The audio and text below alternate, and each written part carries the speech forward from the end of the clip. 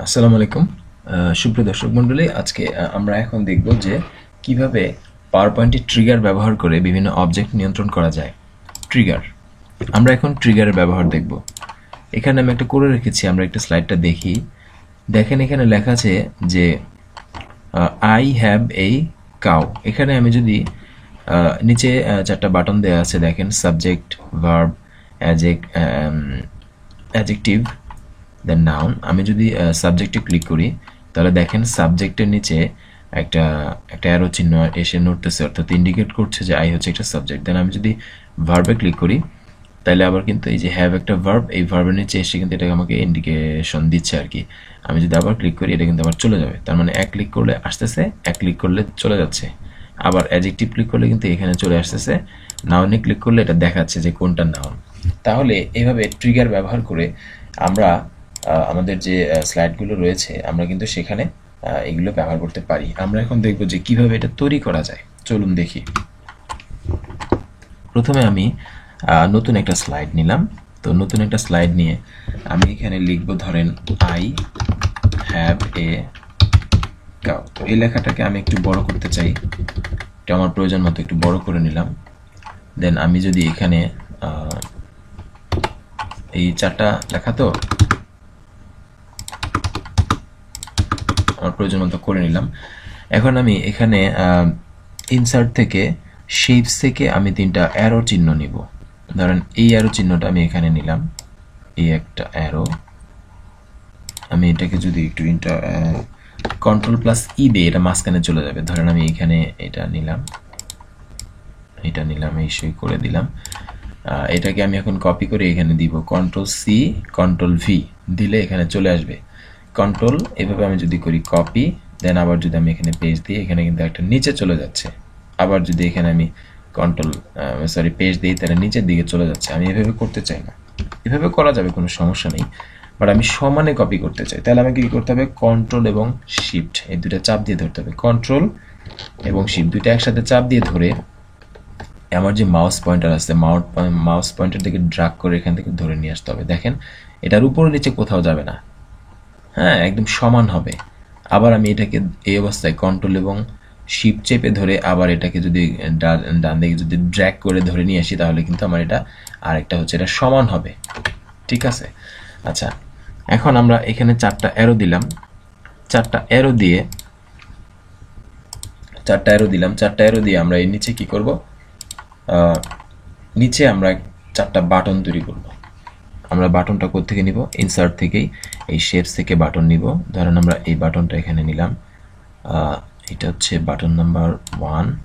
এটাও আমরা একইভাবে, আমরা যদি আরেকটা শর্টকাট কি আছে সেটা হচ্ছে যে কন্ট্রোল প্লাস ডি যদি আমি চাপ দিয়ে ধরি, হ্যাঁ, কন্ট্রোল ডি যদি দেই তাহলে কিন্তু একটা একটা করে আসতে থাকবে। তো এটাও তো এইভাবে আমরা করতে পারি আর কি। ধরেন আমরা এখানে চারটা রাখলাম, পরে আমরা এখান থেকে একটা একটা করে বসিয়ে দিলাম, তাহলে কিন্তু কাজটা হবে।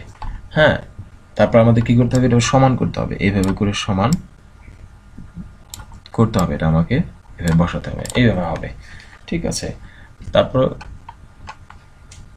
আমরা এইভাবেও করতে পারি, অর্থাৎ এখানে ধরেন এই জিনিস আমি আবার দেখাই।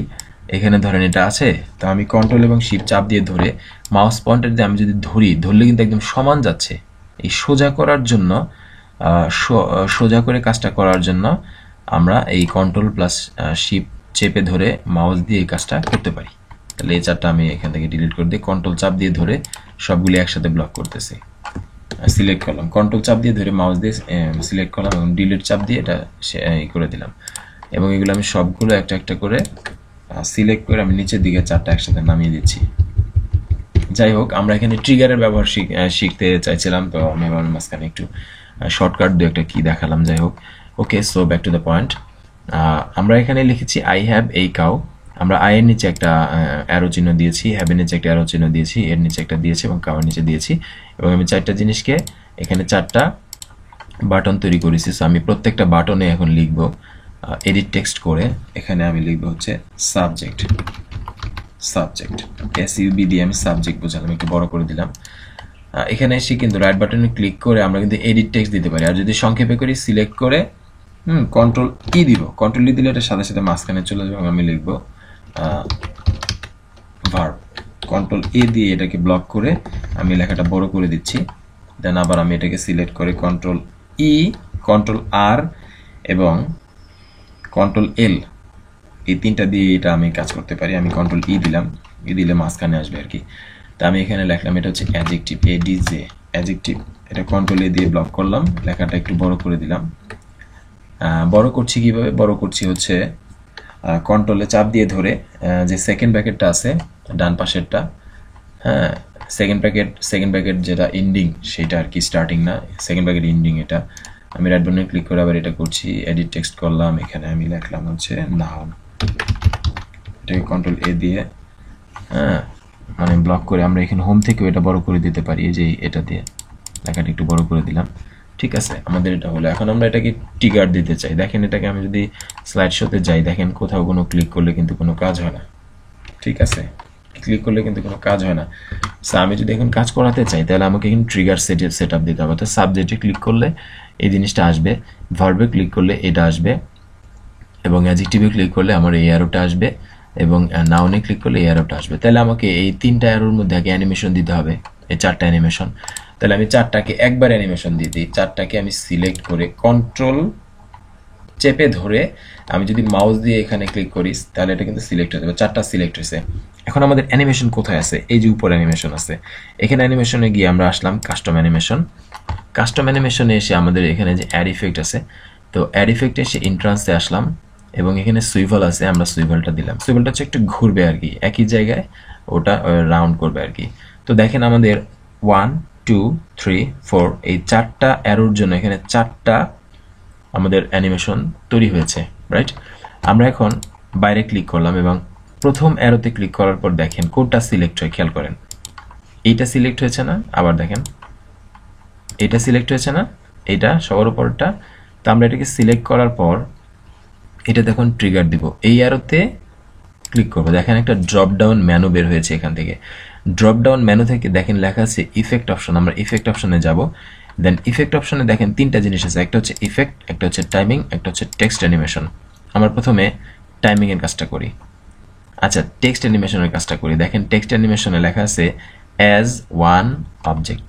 এখানে ক্লিক করলে দেখেন ড্রপ ডাউন মেনুতে এখানে অনেকগুলো লেখা আছে, by first level paragraph, by second level paragraph.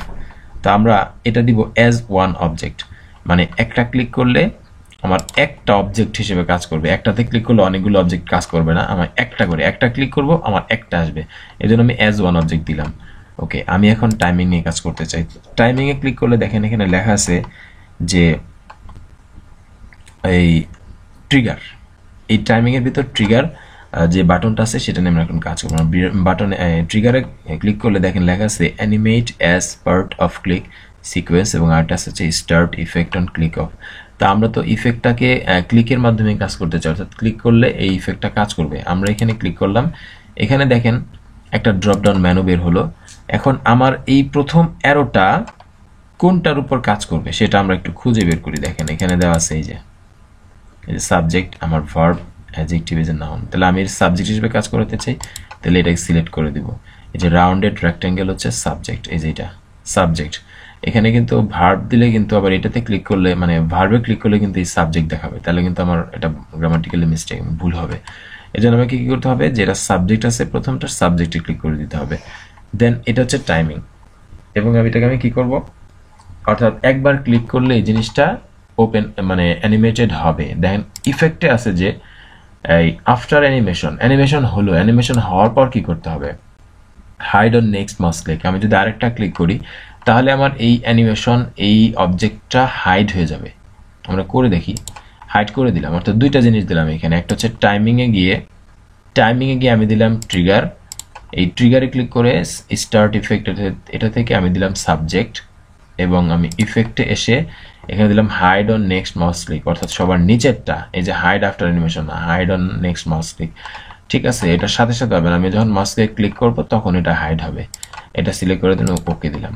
ঠিক আছে, আমরা একটু দেখি, স্লাইড শো দিলাম, দেখেন এখানে আমার ওই অ্যারোটা চলে গেছে। আমি যদি সাবজেক্টে দেখেন এখানে অ্যারো চিহ্ন সাবজেক্টের উপর আসার সাথে সাথে আমার এটা কিন্তু আঙুলের মতো একটা চিহ্ন হয়ে যাচ্ছে, তার মানে একটা লিঙ্ক তৈরি হয়েছে। এখানে আমি যদি এটাতে ক্লিক করি, দেখেন আয়ের নিচে এই জিনিসটা চলে আসে, তার মানে এটা হচ্ছে সাবজেক্ট। আর এটা যদি ক্লিক করে চলে যাচ্ছে, একবার ক্লিক করলে আসতেছে, একবার ক্লিক করলে এখান থেকে চলে যাচ্ছে। সো আমরা এখন প্রত্যেকটা এইভাবে করতে চাই।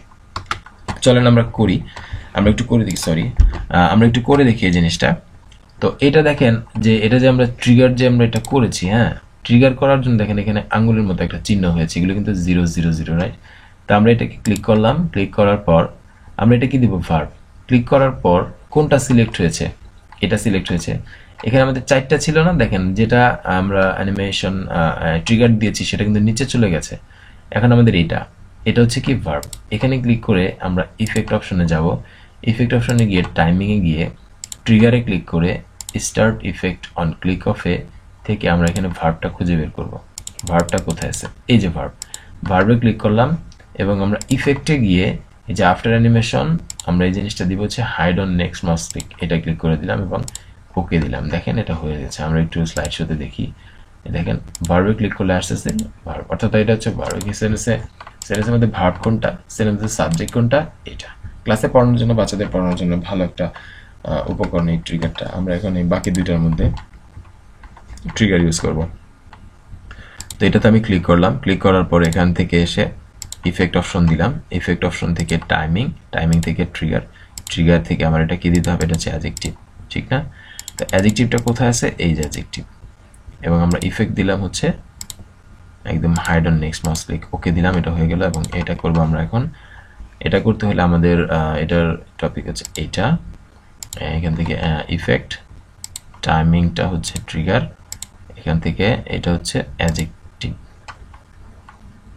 অ্যাডজেক্টিভ না, এটা হচ্ছে নাউন। আমরা নাউনটা দিলাম এবং আমাদের ইফেক্ট হচ্ছে একদম সবার শেষেরটা, এই যে hide on next mouse click, okay দিলাম।